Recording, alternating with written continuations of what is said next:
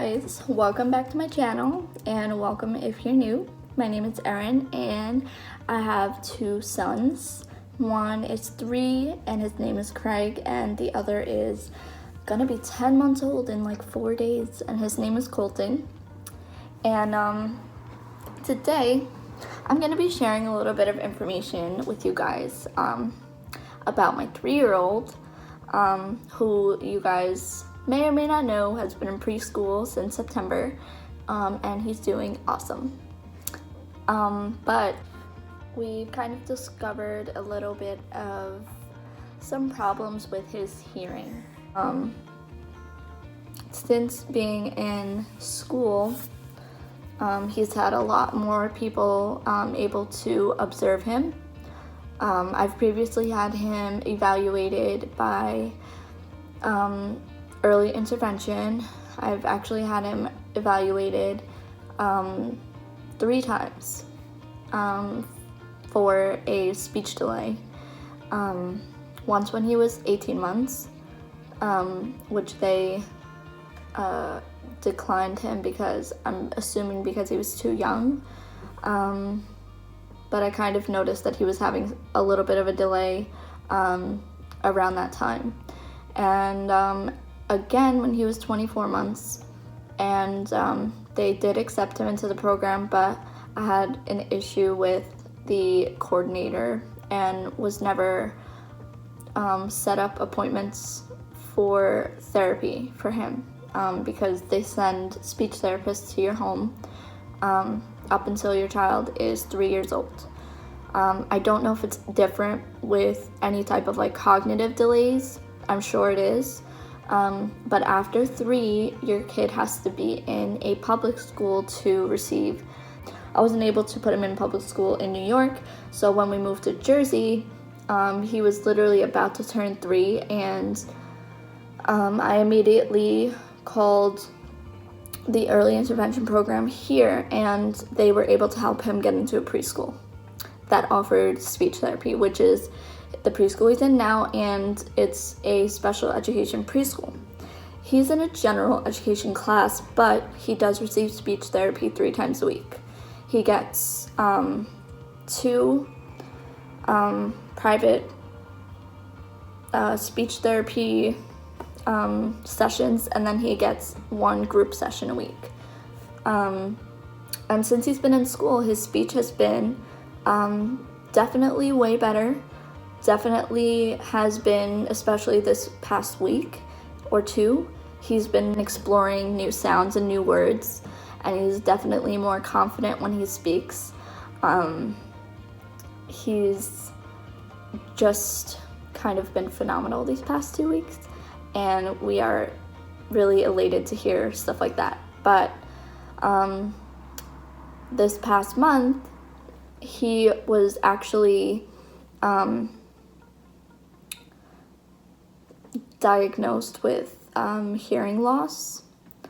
So we're not exactly sure what is causing the hearing loss, but at his 3-year well checkup at the doctor, they did a hearing test with a machine, and he failed in both of his ears. Now, I previously had already made an ENT appointment for him because his teacher and the school nurse were actually the ones who told me they believed he had some type of hearing loss, whether it be in one ear or both. They told me that they would do a hearing test, and then they realized that they didn't have the machine at the school, so they did a manual test, which is snapping and clapping in his ears. Well, not in his ears, but like next to his ears. And then they also called his name from several points around the room. So the name calling, he didn't have any response to. I had actually made an ENT appointment because of what the nurse and what his teacher had told me. When they snapped or clapped on the right side, he would turn to the left. So they were assuming that he had some type of hearing loss in his right ear. They didn't say that when they did it in the left, he would turn to the right, just only when when they would do it on the right side, he would turn left like he was hearing it out of his left ear.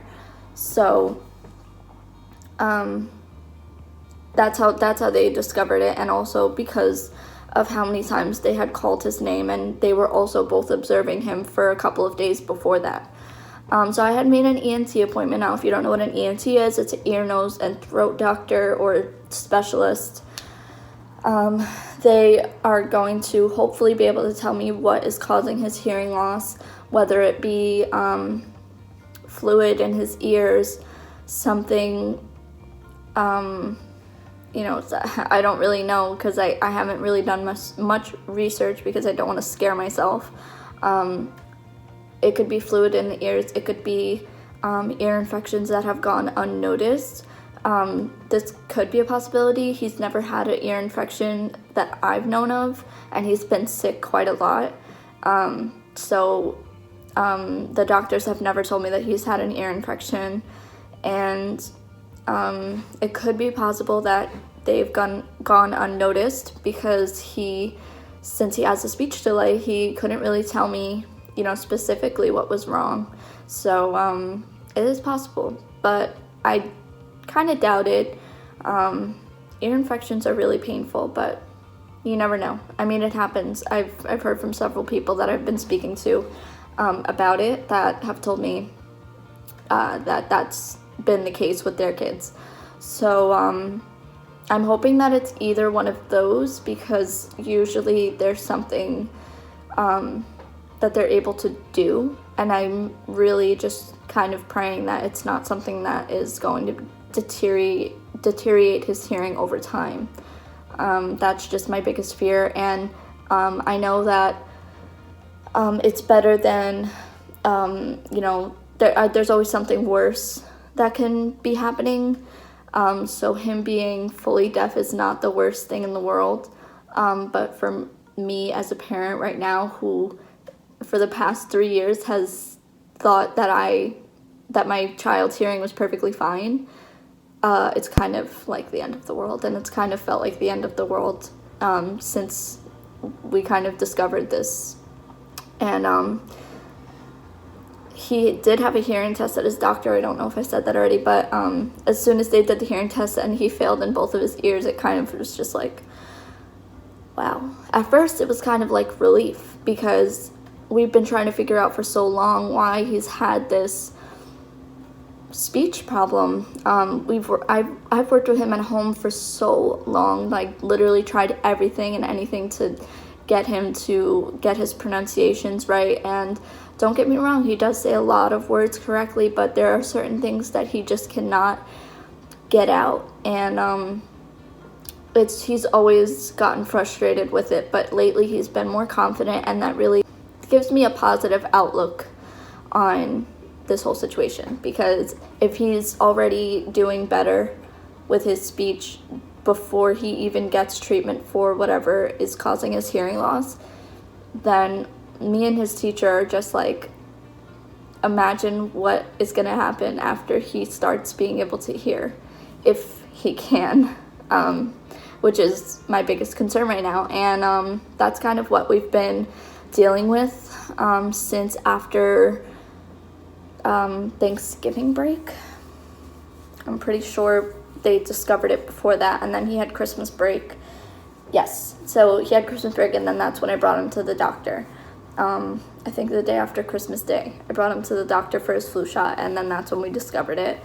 And I let his teacher know when he went back to school, and told her I had an ENT appointment, and we're just gonna go from there. And we're both really excited, and the speech therapist is also excited, and we're like all anxiously waiting for his appointment, which is actually next week. So I'm just getting on here to kind of initiate my little series that I want to start. I'm not sure what it's going to be called yet. I might not call it anything, and it might just be a couple of vlogs figuring out where we're going to go from here. I'm definitely going to vlog his ENT appointment. I'm definitely going to vlog, like the diagnosis and everything after that, his treatment plan and everything like that. And Definitely gonna vlog with him more because I've kind of been holding back a little bit because I was so nervous. Stupid, but I was really nervous as to what people would say when he got on camera and he was talking in his little jargon that he does. And you know, of course I can understand him, but not everybody else can understand him, and I didn't want to feel judged for that. Even though I could have mentioned several times that he has a speech delay, but people are really mean on the internet, and I didn't want him to be judged. And if I had discovered that somebody said something mean about it, I probably wouldn't ever pick up the camera again. So that's kind of something I've been struggling with for a long time when I vlog.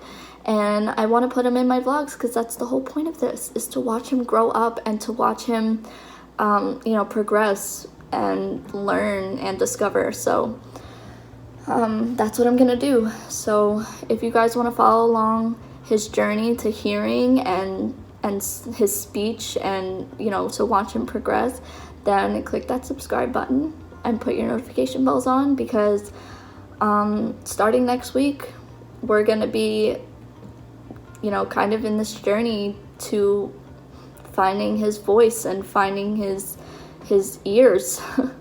So yeah, that's all I wanted to say. I just wanted to come on here and let you guys know what's been going on with him and what's been going on with me. I am really glad that I'm back on here, and I am just so happy to pick up the camera with my new perspective of, you know, what's been going on with Craigie. And I am so happy for this new year. It's already started off so optimistic for me and for my kids. And yeah, so I am glad if you chose to follow along our journey with us. And I really hope that you guys enjoyed this video. Definitely give it a thumbs up if you did, and I will see you guys in my next one. Bye.